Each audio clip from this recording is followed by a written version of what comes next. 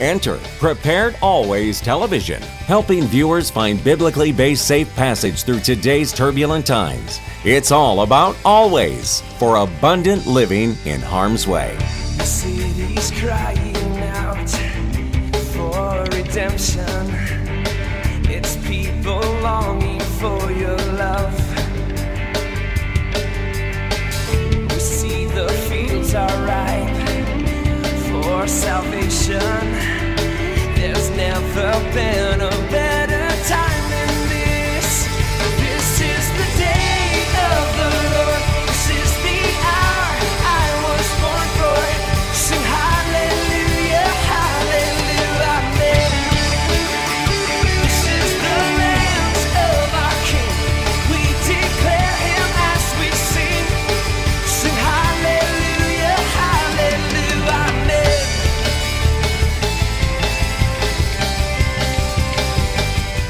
Hello, I'm Kerry Fink, and it is my pleasure to introduce you to Sam Townsend today. Sam often describes himself as with a laugh, a recovering banker, but he's a financial expert and has really devoted several decades of his life to what we call sustainable living, or better yet, biblically sustainable living. So one of the questions I have to ask you about all this is, a lot of people talk about how difficult times are now, and that they fear that times may get more dramatic and more challenging than they are even today. So how would you say preparing for the coming difficult times would compare to those people that were talking about the Y2K situation? Interesting. Y2K was an event that might or might not cause significant damage and problems to civilization.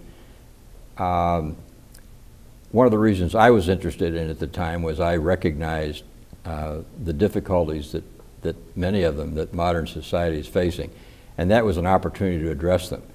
But people have difficulty getting prepared for things which they may or may not happen, and they're not sure when they're going to happen. Y2K was whatever was going to happen, they knew when it was going to happen. So it was one of those things that was easy to focus on. So you had a sense of when the crisis was going to occur. Whatever might or might not happen was going to happen then. Right. Yeah, when the clock switched over to 1 minute after midnight. Well, there's also a point, though, that with Y2K, wasn't it that it was considered to be a glitch in the system for a certain period of time? Was at the time people thinking this was a short-term solution that they had to get through? Or was it more like a lot of people say today, where the financial circumstances and the problems that are facing us are really almost insurmountable in the current systems? I think mainly, that's a good question. I think mainly it was people thought it was a relatively short-term problem. It could be very severe, but they weren't really talking about the rest of their lives, when they addressed it. Unlike, I think, what we're facing today. One of the things, for those of you that may not be aware, we're producing a television series here and a series of programs called Abundant Living in Harm's Way. And all of this stems from a book a number of books that actually Sam Townsend has put together over the years, where he's taken his financial expertise and kind of studied what the marketplace looks like and where it's headed, and coming up with the fact that we really could be in harm's way. Could you elaborate a little bit on what you see as the situations that create this perfect storm of challenge? Well, you're talking about Y2K, and that was a phenomenon because of the way the programmers had programmed computers, that they weren't prepared to deal with moving into another millennium. To a great extent, the problems that we have today, which absolutely do place us in harm's way, and we have been for some time, it's just a question of finding the appropriate triggers to create the real problems, really have to do with the foundations, in effect the computer code, if you will, of the way modern society is structured. And their foundations of modern society are built on sand, some of the most important ones, and one, of course, being the way the financial system is set up. Well, is there a time frame, like people talk about, when does the big one hit? How do you see this? How do you know how to prepare? Like you said, with Y2K, you know there's a specific date. You would set your clock, you would know when that was going to come, and either you were okay or not. But this seems a little bit more frightening because nobody's sure when the other shoe is going to drop, so to speak. Actually, the shoes are dropping now. Sometimes they're dropping so softly that most people don't hear them, but that there are things happening, and these are indicators of what's coming. But the really systemic problems, like the collapse of the North American power grid, which was the concern with Y2K, that was one of the major concerns, that's still a threat. And the power grid today is more stressed than it was then. We've got higher percentages of use and so forth. So it's actually, the situation is actually more tenuous today. The global economy, it's highly interdependent. Global financial system, highly interdependent. And then we've even broken down these into other systems of living, whether it's the healthcare system. You can pick any industry you want, we can talk about it. And we do that in Abundant Living in Harm's Way. We look at every aspect of living and all the economic activity. Well, as a financial expert who's studied markets and you understand the way things are headed and you've put all the pieces together, what should somebody do if they're looking at how they're handling their finances and their portfolio and the things? How would you advise them? What should they be planning? Because they're not sure that something is going to happen, or maybe they are sure something's going to happen, but they don't know how to time it or how to think their way through. How much time do they have to prepare? Well, what they actually need to do is focus on what they have and what the threats are to it. One thing we have to focus on is what threatens the status quo, what threatens what it is that we would like to do. Financial planning, in its essence, its simplest essence, is determining whether people are going to have enough. And more specifically, are they going to have enough when they need it?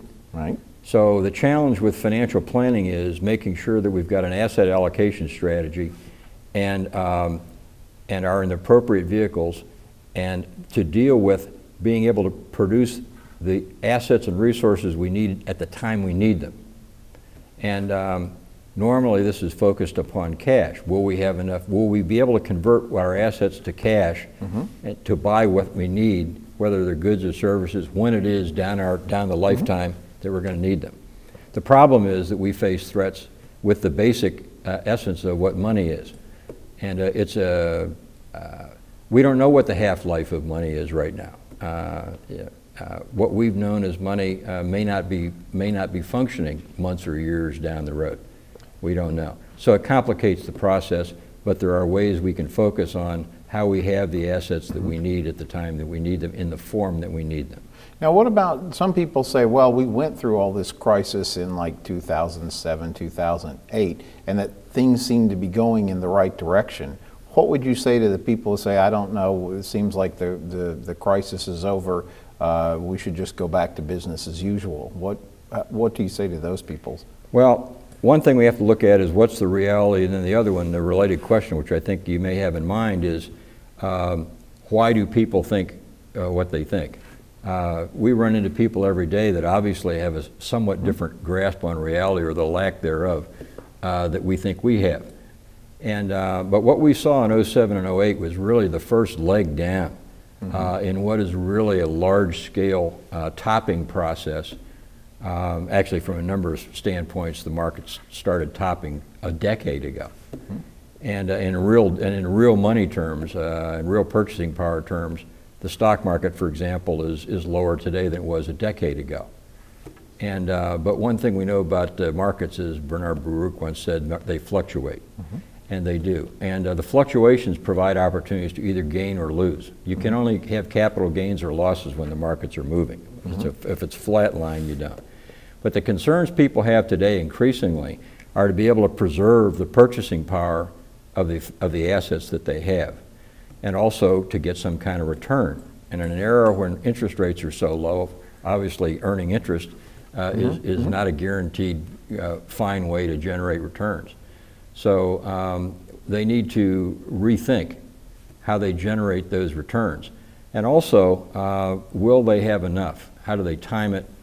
How do the various assets they have relate to their life cycle needs, and particularly how those needs might be changing in a rapidly changing environment? Well, a lot of people talk about this debt ceiling thing, and they say it's like really a political decision. Are they going to raise the debt ceiling in America? What will they do? How will they react to that? But it sounds like your opinion is that that's maybe not even exactly the question that should be asked in all of it. It's an important question, but it's not the main question. And all that represents is it's an aggregate amount of funded debt of the federal government. And, but that's actually a relatively small percentage of their total obligations. And the scary thing is when you start adding up all the different debts of the governments, the government agencies, the contingent liabilities, because one thing that happened in 07, 08 was government, instead of being a lender of last resort, has become a lender of first resort.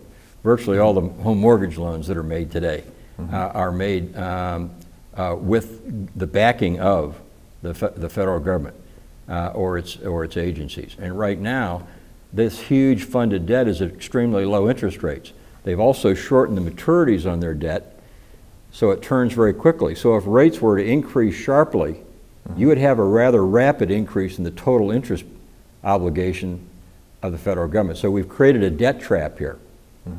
I talk about this in Harm's Way Financial Planning and Asset Management with the diagrams and everything to your heart's content. You can understand why this is, and also about what's happening in this topping process and how it relates to previous major periods of economic change, declining markets. The last major one was two generations ago, and that produced the crash of '29 and the Great Depression.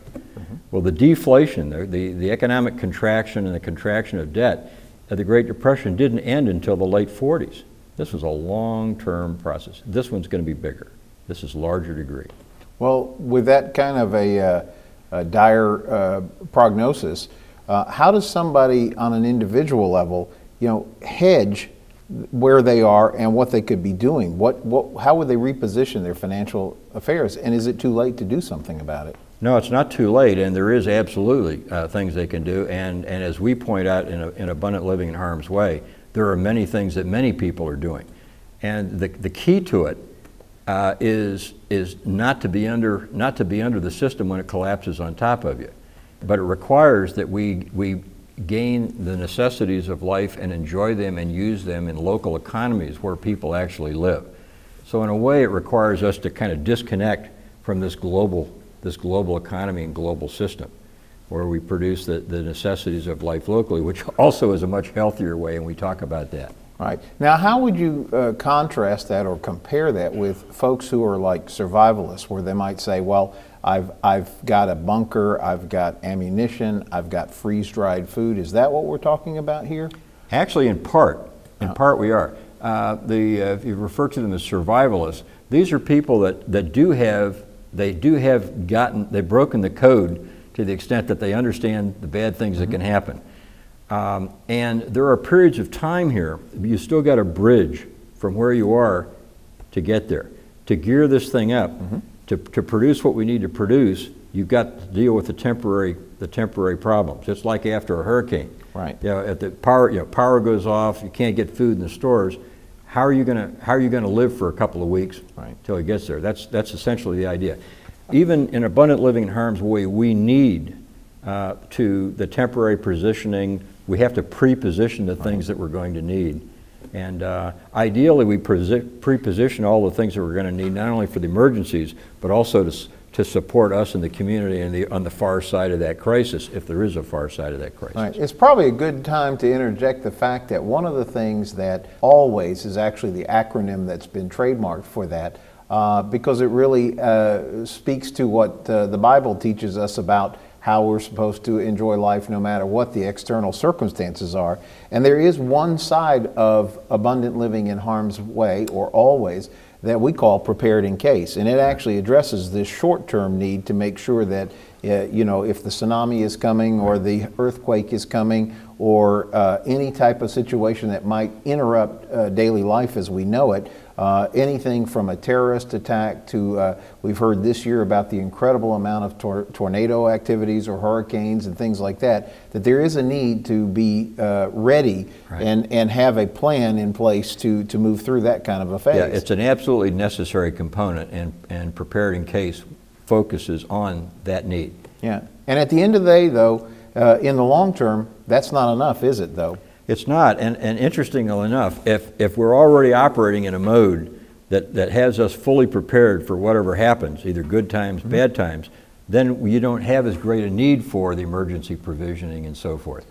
Although you have to deal with the recognition that if anybody is not participating in your system, they're either a potential drain or a threat to those who are. So we really have to consider everyone within the region or the area that's appropriate. So when we talk about sustainable living, that's actually something, the very word sustainable means ongoing. And in the abundant living in harm's way or always mentality, we call that prepared always. And so when you talk about that, we talk about sustainable communities, and some people say, well, it might be a flight community, but describe what that actually is. Well, it's the recognition that, as we were saying, that whatever that the appropriate local economy or community group is, and those within a reasonable access to it, need to be able to be supported. And if you're, for example, living in the middle of Washington, D.C., which is the real ground zero, we were just talking with some friends this past week on that, who operate a business and ministry right in metropolitan Washington. Well, they basically got to get out of Dodge. And the only way a metropolitan area like that can be made sustainable is to rely upon support from the areas around it, and also to have the people within the area be able to become a functioning part of those communities. The flight community is the other extreme. This is where people collect in an area where there aren't a lot of people around, but that the land, there's enough land and water and so forth that they can produce an agriculturally based, renewable community, and then bring in the necessary people and resources it takes. You can do the same thing with the household level. You can do the same thing on a neighborhood level, and we address all of those situations, which all taken together, when they're in place, if they're around perhaps a major metropolitan area like Atlanta, for example, then the whole city, the whole area could become sustainable. Well, and another point with that is when they talk about sustainable, compare and contrast that with, we've all heard the term off the grid, or people who are like environmentalists. Is this the same thing, or is this a different? They can be. They can be the same, and of course with these movements, as you know, you've got all kinds of motives and all kinds of perspectives of people who are in them. But off the grid simply means that you can continue to function if the grid goes down. Green is a recognition that we need to be environmentally friendly. One of the reasons, and it's a major reason, that our society is in so much trouble is not sustainable in the ways that we have known it, is because of the damage we've done to virtually every aspect of the economy. But most of these aspects don't get talked about because it's not in the vested interest of governments and businesses to blow the whistle on the problems that they are helping to create. So, but things like the quality of the water supply, if you examine all the things that are in your tap water, for example, I mean, it really would alarm you. Frighten you. There are ways to operate where you're not faced with all of those threats. And a truly abundant, sustainable community would do that. You'd have fresh water sources or the means of purifying it with the means at hand. And same thing with agriculture. You wouldn't be relying on pesticides and chemical fertilizers and so forth. You'd be using the natural elements. Interestingly enough, the one who authored the statement about abundant living in harm's way, John 10:10b, is the one who designed this environment in the first place, including us, the centerpiece of the environment, to function in a harmonious relationship, with him, with one another, and the environment itself. Right. That's what the model is that we're seeking to follow. Well, it's one of the things that's interesting about abundant living in harm's way. We spend a lot of time researching things, and one of the things that's interesting to note is we aren't really creating a movement or anything like that, but we really find ourselves tracking the amazing number of people who at some level are wired into this thing. We've made the comment before that there really are parallel systems. There are systems that exist, and then people who choose to move in a different line, parallel, not threatening to an existing system, but parallel. A great example of that, for example, is homeschoolers. Most people who are parents are busy paying taxes for the public education system, and whether they choose to send their kids to a private school or more frequently these days, as much as anything else, they may be involved in homeschooling, and they're making a conscious decision to pay for that twice. Right. The same thing occurs for people who say, I want to move in an agricultural way. You know, we're seeing such a resurgence of these people who say, I want to have a garden in my backyard. I want to turn my property into something that's going to really help my family. So instead of walking down the street and purchasing government subsidized agriculture, they're making a conscientious decision to go ahead and plant their own garden and take that into account. How do you speak to those people? Because it really seems like it's a growing number of people every day who are tackling that, whether it be in the case of alternative health care, where they say they want to take more responsibility for their own wellness and wholeness. How do you speak to those people? Do they fit under the Always umbrella? Yeah, I say amen and hallelujah and keep on trucking because that's what it takes. In fact, that's a major part of the cure for the healthcare crisis. Most people view the healthcare crisis as a problem of inadequate access and excessive cost. The reality is there's too much access to a system which really isn't a healthy system in many respects. And it's uneconomic, it's harmful, it's got collateral damage in spades. So, but if people are part of a healthy system, they don't get sick in the first place. Right. And we emphasize not only, most of our conversation has been talking about the physical, but there's also the relational and the spiritual. And if you really analyze why people get sick, you have to deal with all those elements. The root causes of the disease get back into the relational and spiritual issues in many cases, and not just the environmental ones. Mm-hmm. Well, and that's important to think about. Let's go back to a question, you know, because one of the things I've heard you be a strong proponent of is that sustainable living is good for people who are haves and for people who are have-nots. Right. But if we're talking to somebody that's a have, and they say, okay, I've got some resources, I need to think of the right way to work with those going forward, what would be your advice? I've heard you talk a lot about the ability to have substantial resources into tangible assets and things like that, as opposed to assets that may be paper or fiat or whatever. A basic thing that we need to grasp is that sustainable living in a tangible, healthful, local way is much more labor intensive, much more people. See, one of the things that's made the global village work is we've divided the division of labor to fund people provided by people across the oceans or whatever, but the financial system has enabled that. If the financial system went down, the global division of labor would end, just like that. But locally, you need more arms and legs. So the person that's out there, the farmer said, I could really gear up my production, but I need more people. And there's nobody within 5 or 10 miles of me that I can get to work for me.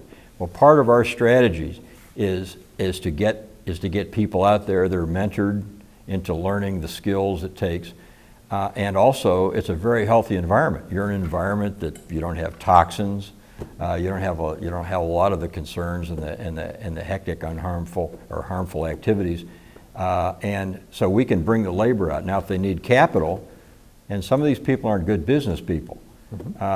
They really have a passion for what they're doing, and many of them even are motivated to teach, which is good because we need a broader distribution of these skills.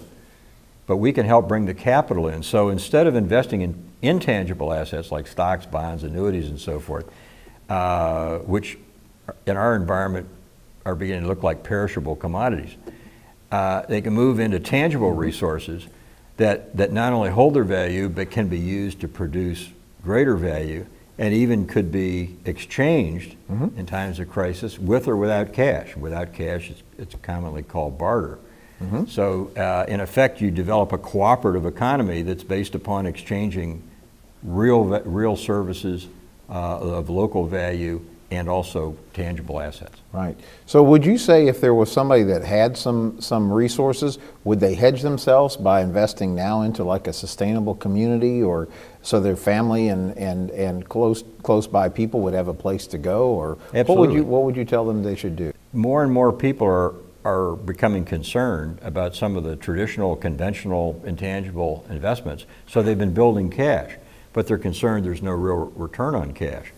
But as this deflationary decline resumes, and I believe it's resuming now after a period of about a 2-year rally in this major topping process, cash is going to be king for a period of time. It's not because the currencies are getting any stronger, it's just that but what you can buy with them, because of the tremendous demand for liquidity, is you can get tremendous deals on things.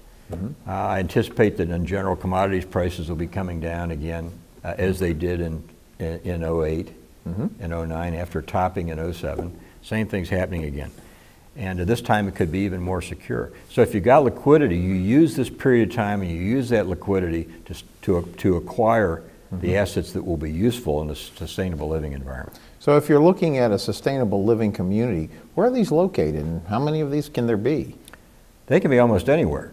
Where I find it's the easiest way to do it is to build upon what's already there. Build upon, if you've got an agricultural community nearby, you've got people that've got these skills, help them do more of it. Find out what their heart is, find out what their passion is, find out what they need, bring in what they need.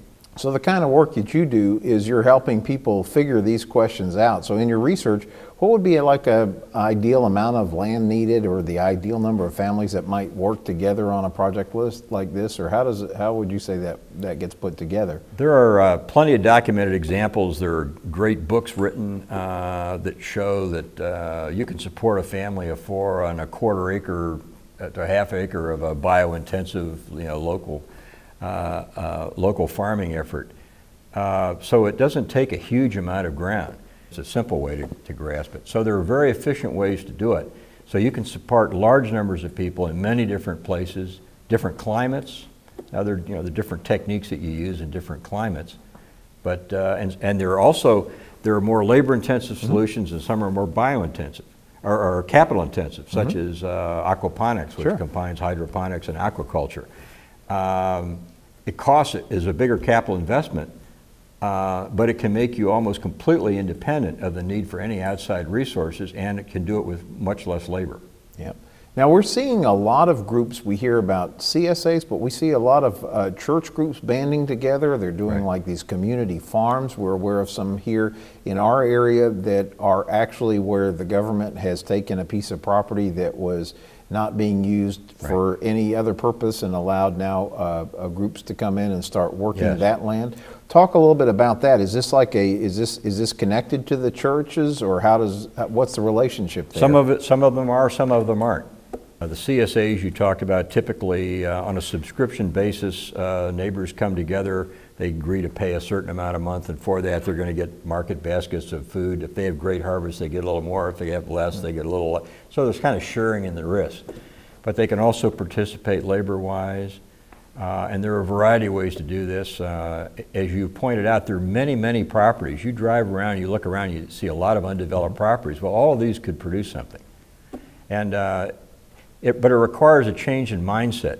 From a real estate development standpoint, the developers, what they do is typically they acquired expensive properties near where people live and then build really expensive buildings on them. Well, many of those are now standing idle, and more of them will be standing idle. So the challenge in this is you get a piece of property that's a much less expensive piece of property. You build value in it as a agriculturally productive entity. You move your population around that. That's the kind of real estate development that's the payoff. It's going to be the big payoff. Right. Now with ALHWays, Abundant Living in Harm's Way, the company, you're actually involved in helping people work through all these challenges, whether it be from a standpoint of a community, a sustainable living community, consulting with groups that are getting into this. You've written books on the topic. You're doing a television show on the topic. There's so many different areas. Is ALHWays a for-profit or a not-for-profit kind of organization? Well, ALHWays itself is for-profit, but the vehicles that we use in this were also nonprofit vehicles. Some of them are health and wholeness oriented. Some of them deal with you mentioned the capital have-nots. The system has to work for both the haves and the have-nots. And as more and more people are underemployed every day, more and more people every day are looking for opportunities to work for food, particularly to do it in a healthy way and with dignity and arm in arm with mutually supportive members of the community. And so there are plenty of opportunities to do this. And a lot of this involves nonprofit. Unfortunately, in our time, you've got a relatively small percentage of the population that have any capital, and many of them are losing capital every day. So if the people with the capital don't make the right moves, we've got big time problems. So we do have to focus on them, help them put the situations together where they can accommodate bringing in participants or participating with where the people are. And this includes those that have capital, those that don't. And part of it involves, and you've referred to this earlier, the idea of leveraging the skills, experiences, and abilities that people have. Even if some of them have become relatively rare in our time, there's an opportunity to gear them up. Part of what we can do with media, of course, is not only to promote that, but also educate in how to do it. Right. I was going to say that's a big part of ALHWays, is taking this vast body of knowledge and this research from everything that's going on around the country and putting it together in a form that is available in multimedia forms, whether it be videos that are streamed on the website. They're available on Christian television stations around the country. There's some radio resources available. There's also newsletters and different materials like that are available. But tell us about the website. Wait, before we get to that, let's not miss the most important one, and that is the hard copy. You know, if the grid goes down, you know, all you've got. So if we've got manuals, we may get an electronic version, but if it's something you're going to need to refer to, you better have a hard copy. And also, pencils, papers, and manual typewriters will make a comeback. And that's why the book part of it is very important as well. So if somebody's interested, they're seeing this, they want to get some more information, they'd like to dig deeper, drill a little bit farther into it, and continue their exploration of the knowledge in this and what they should be doing to prepare for their family, what's the website? Where should they be going for this? Well, they can start with preparedandcase.com. We'll have multiple sites, but right now that's a good place to start, and we'll link to all the other needs, and whether you're a special target audience and you've got special needs, we'll try to redirect you to where you get the right support. Now, if somebody's really interested and they want to take it to the next step, are you available to meet with people and or speak to like homeschool groups or church groups or things like that? Or yeah, I'd love to do that. Problem is we can only be in so many places at one time, and which is another reason we need media desperately. Yeah, if somebody believes in what you're saying, the question actually was stated by somebody else. Sam, I believe in what you were saying. Can I invest in your business or ministry? What do you say to them? There are more ways to become involved in these movements than you can shake a stick at. So at the end of the day, would you say this is bad news we're giving people or good news? It could be the best news they've ever heard. The bad news. The bad news is that things aren't going to look like you would like to have thought they were going to look like, or they look like in the past. The good news is we've got something better, and actually the creator designed it a long time ago. We're just catching up. People have been living sustainably for thousands of years. What makes it tough now is what we've done to it. And so we've got, everybody's in transition whether they realize it or not. They're in transition from where they are to where they're going. We'd like to think it would be where we get them to live abundantly in good times or in bad, and joyfully, in health, economically, and in a mutually supportive community that's a joyful group of people to live and work with. So you'd say, come on in, the water's fine. I think so. Feels good. All right. Well, thank you, Sam, for being with us today on this. I'm Kerry Fink for Abundant Living in Harm's Way.